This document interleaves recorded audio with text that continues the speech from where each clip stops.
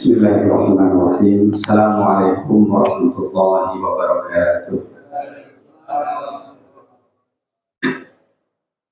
Ya Nabi Mustafa Muhammad sallallahu alaihi wasallam wa alihi wa ashabihi wa abnaihi wa ibadihi wa dzurriyyatihi wa ahlihi wa ansarihi wa asya'ihi wa muhibbihi jami'a ikhwanihi min al-anbiya'i wal mursalin wa syuhada'i wa shalihin jami'al malaikati al-muqarrabin ولجميع سادة الصوفية أجمعين والأولياء الكرام والعلماء العاملين المخلصين المفسرين المفقهين والمجاهدين في سبيل الله بأموالهم وأنفسهم وأرواحهم وأرواحهم جميع أرواح آبائنا وأمهاتنا وأجدادنا وجداتنا جميع المسلمين والمسلمات والمؤمنين والمؤمنات الأحياء منهم خصوصا في هذا الكتاب. على هذه الصالحة الفاتحة. أعوذ بالله من الشيطان الرجيم. بسم الله الرحمن الرحيم. الحمد لله رب العالمين الرحمن الرحيم مالك يوم الدين إياك نعبد وإياك نستعين اهدنا الصراط المستقيم صراط الذين أنعمت عليهم غير المغضوب عليهم ولا الضالين رب اغفر لي ولوالدي وللمؤمنين آمين. Alhamdulillah Rabbil Alamin. Puji syukur kepada Allah Subhanahu wa Ta'ala karena masih dalam kesempatan ini kita diberikan kesehatan, umur panjang, waktu sama-sama bermuajah. Mudah-mudahan Allah mencatat duduk baik kita ini dicatat sebagai amal ibadah Allah Subhanahu wa Ta'ala. Amin ya Rabbal Alamin. Bismillahirrahmanirrahim. Ada sebuah ungkapan Rasul mungkin yang perlu kita cermati ketika Nabi mengatakan, supaya kita cermati juga ini sebagai pengetahuan awal kita ketika kita melakukan sesuatu. Nabi mengatakan, ahabbul ibadi, hamba yang paling dicintai oleh Allah, ilallah ta'ala, Allah itu mencintai. Atau seorang yang paling dicintai oleh Allah itu adalah pertama apa? Anfa'un nas linnas, orang yang memberikan kemanfaatan kepada orang lain. Jelas ini kemanfaatannya apa saja. Kalau kita seorang guru, yang ajarlah yang dengan baik. Kita seorang pegawai, gunakan pengetahuan yang itu yang tidak curang. Kita sebagai seorang pedagang, yang gunakan pedagang itu pedagang yang tidak menipu. Makanya kata Nabi mengatakan, ahabbul ibad, hamba yang paling dicintai ilallah, yang paling dicintai oleh Allah itu anfa'un nas linnas, orang yang memberikan kemanfaatan kepada orang lain. Bentuknya banyak yang kemanfaatan.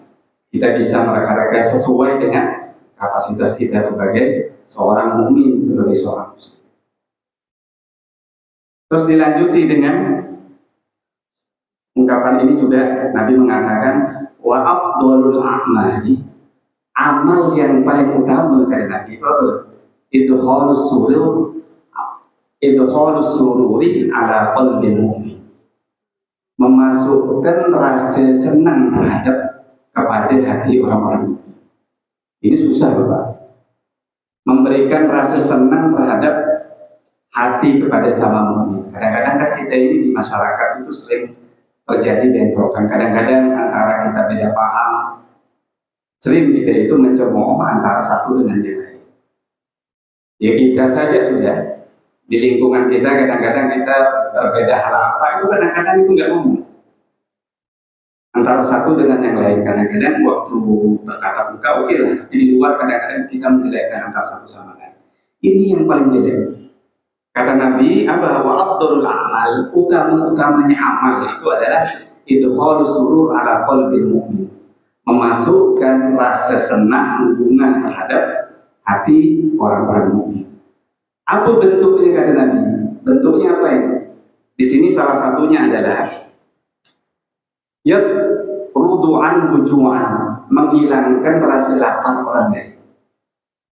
Mungkin sudah nggak kita dicoba? Coba saja kita masak sesuatu, membagikan kepada orang tetangga-tetangga kita yang ada. Misalnya kita masak pisang goreng lah, katakanlah 10-30 iris.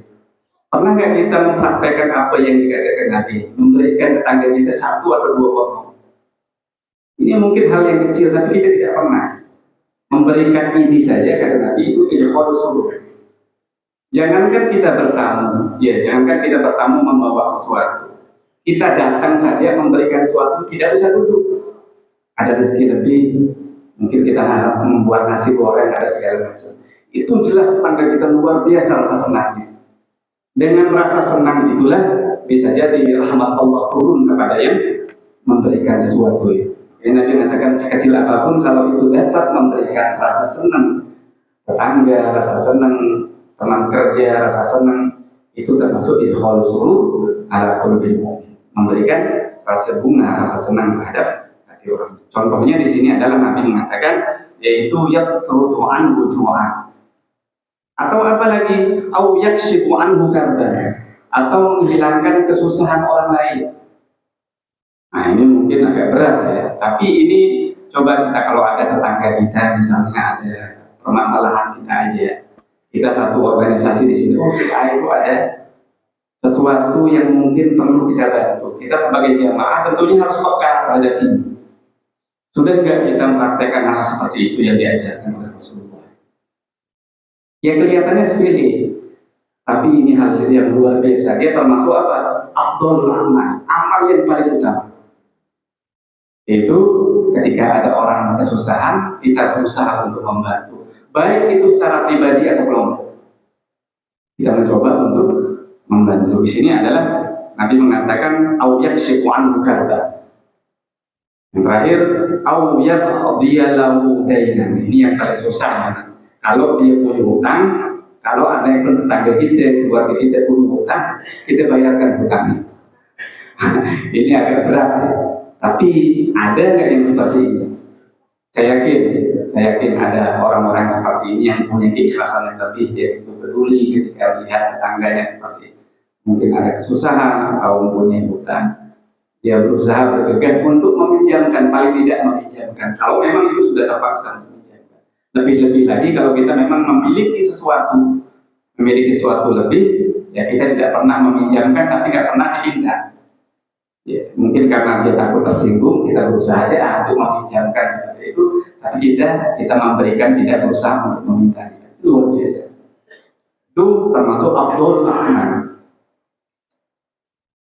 Terus wa khoslatani la syai'a ahbasa min. Ada 2 perkara kata Nabi juga yang tidak ada sesuatu yang lebih jelek dari 2 perkara. Yang tadi kata Nabi mengatakan 2. Terus yang lebih jelek apa itu? Minhuma, dari kedua itu adalah a'udzubillah asyirku billah, syirik kepada Allah. Mudah-mudahan kita ini gimana pun bentuk syiriknya, mudah-mudahan kita tidak asyirku billah, syirik kepada Allah. Syirik itu menduakan. Artinya kita dengan pekerjaan kita aja kita bisa syirik. Misalnya kita menganggap bahwa kalau aku tidak bekerja, aku tidak makan. Itu berarti kita menuhankan pekerjaan kita. Menuhankan apa yang seakan-akan nih kekuatan fisiknya kita ini segalanya. Berarti kita tidak menggantungkan haknya itu kepada Allah. Pekerjaan itu hanya wasilah, uang itu hanya wasilah. Yang memberikan kita kekuatan, yang memberikan kita akal, yang memberikan kita sehingga kita bisa duduk di suatu jabatan, itu Allah yang menggerakkan. Makanya kalau orang menggantungkan sesuatu kepada hal yang selain Allah, termasuk syirik yang kita tidak ketahui. Makanya sesuatu yang paling akhbas, yang paling jelek di antara itu adalah asyirku billah, syirik kepada Allah. Yang kedua apa? Ini berkenaan dengan hablum minan nas. Tadi kan berkenaan dengan hablum minallah. Yang kedua adalah wadurru bil muslimin. Alhamdulillah. Suka membahayakan orang-orang muslim yang lain. Tidak boleh tidak boleh teman kita atau sejawat kita, tetangga kita dapat kenikmatan, kita sudah merasai di hati dengki dan segala macam. Bagaimana kita tidak suka dengan ini sejelek-jeleknya? Yang dua paling jelek-jeleknya itu termasuk syirik. Yang kedua adalah Atur bil muslimin, gemer nak memberikan bahaya terhadap orang-orang yang kita anggap yaitu mungkin padahal musuh kita, padahal dia bukan musuh. Kebetulan saja dia dapat sesuatu yang kita anggap itu menyayangi kita dalam segi bisnis misalnya. Padahal bisa jadi Allah yang memberikan dia kemuliaan seperti itu. Terus kita merasa tidak senang dengan seperti itu, namanya abdur, membahayakan saya. Untuk mencapai seperti ini apa? Tentunya ilmu-ilmu agama yang dapat menuntun kita untuk tidak seperti ini. Tanpa ilmu, tanpa pengetahuan, tanpa penuntun, tanpa ustadz, tanpa guru, kita tidak akan pernah mendapatkan pengetahuan-pengetahuan yang seperti ini yang menunjukkan kita apa? Hal-hal yang dapat mendekatkan kita kepada Allah Subhanahu wa Ta'ala. Tidak ada orang-orang yang meloncat kadang-kadang meloncat memahami sesuatu tanpa adanya bimbingan guru. Nanti kebalikan. Dari mana istinbat hukumnya, dari mana ia mengambil, dari mana ini bahaya kan? Jadi dia berfatwa tanpa ada syarat keilmuan, itu bahaya. Tidak ada batasan-batasan ilmu yang didapat seperti itu.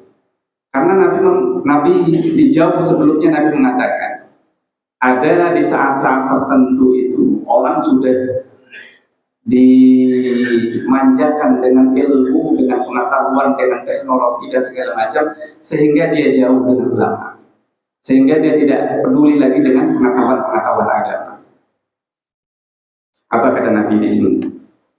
Saya di zamanun akan datang suatu masa ala ummati atas umatku nanti, kata Nabi.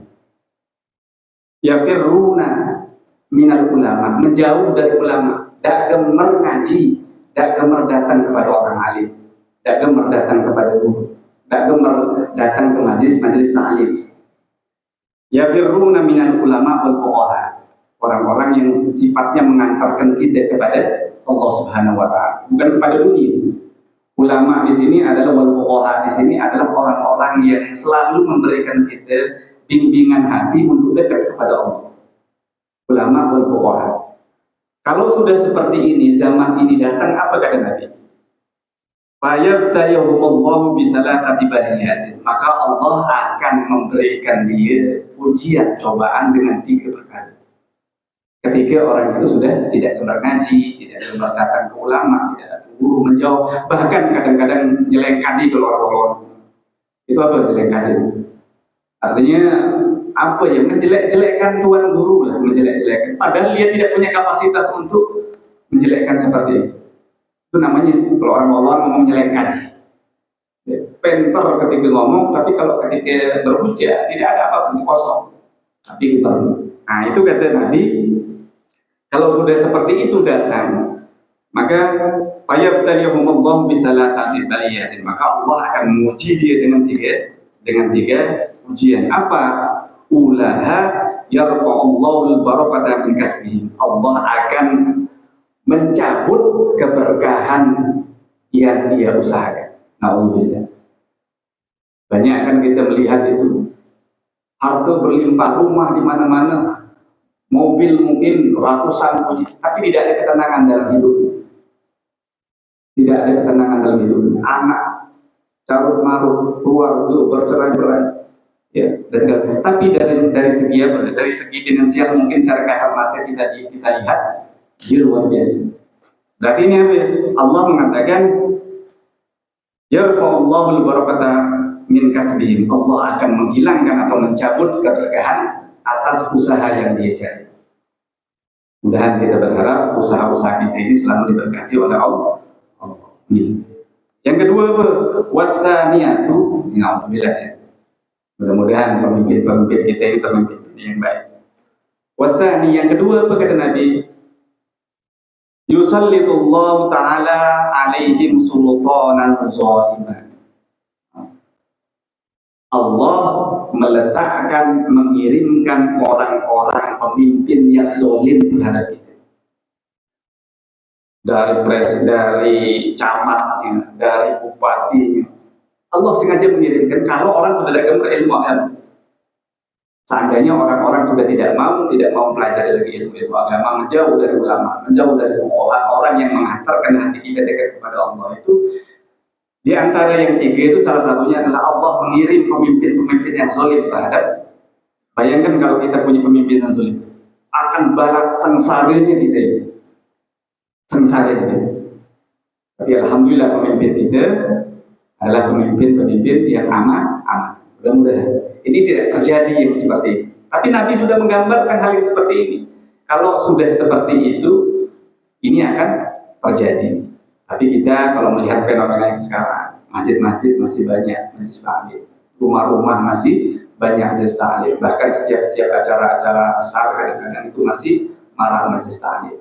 Itu membuktikan salah satu indikasi bahwa masyarakat kita adalah masyarakat yang senang ilmu agama.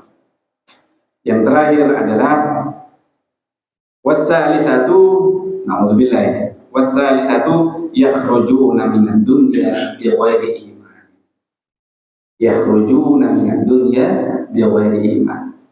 Lepas keluar dari dunia ini tanpa membawa iman. Mungkin nggak mungkin kita ini kadang-kadang masjidnya merinding. Ya Allah, mudah-mudahan mati yang dalam keadaan tidak membawa iman, mati kafir. Nauzubillah. Ini apa nih? Kalau orang sudah menjauh dari ulama, kalau orang sudah tidak mau mendekatkan diri kepada orang alim, kepada guru. Terus bagaimana caranya kata Nabi? Nabi mengatakan untuk menghindari hal yang seperti itu adalah Nabi mengatakan alaikum bi mujalasatil ulama. Hendaklah engkau senang duduk-duduk atau mengaji dengan para ulama. Alaikum bi mujalasatil ulama. Hendaklah engkau senang duduk-duduk walaupun kita tidak mengerti yang disampaikan oleh orang alim. Mungkin kita tidak mengerti apa yang disampaikan orang, tapi tidak. Alaikum bi mujalasatil ulama wastima'i kalamil hukama, dan mendengarkan kalam-kalamnya para ulama, orang-orang guru-guru kita ya, Pak. Ini fa inna Allah ta'ala yuhyil qalbal mauta bi nuril hukama. Karena Allah menghidupkan hati yang mati itu dengan kalam-kalamnya para ulama. Mudah-mudahan ya hal yang sedikit ini dapat memberikan kita pengetahuan walaupun sedikit. Ya, tapi ada hal-hal yang menarik kita untuk sebagai motivasi diri bahwa kita itu jangan pernah lepas daripada ulama, jangan pernah lepas daripada guru, jangan pernah lepas daripada orang alim. Kalau ini seperti ini kan kita damai melihatnya. Ajak anak-anak kita ke masjid juga. Jangan orang-orang tua ajak anak-anak kita untuk belajar, senang dengan ibadah. Ajar, kalau bukan kita siapa lagi? Itulah yang diajarkan oleh Rasul, terus kemudian turun kepada para sahabat, para tabi'in, kemudian para ulama dan sampai ke guru kita. Mudah-mudahan hal yang sedikit ini bermanfaat. Ya, hadana alaikum ajmain, ihdinas siratal mustaqim. Wassalamualaikum warahmatullahi wabarakatuh.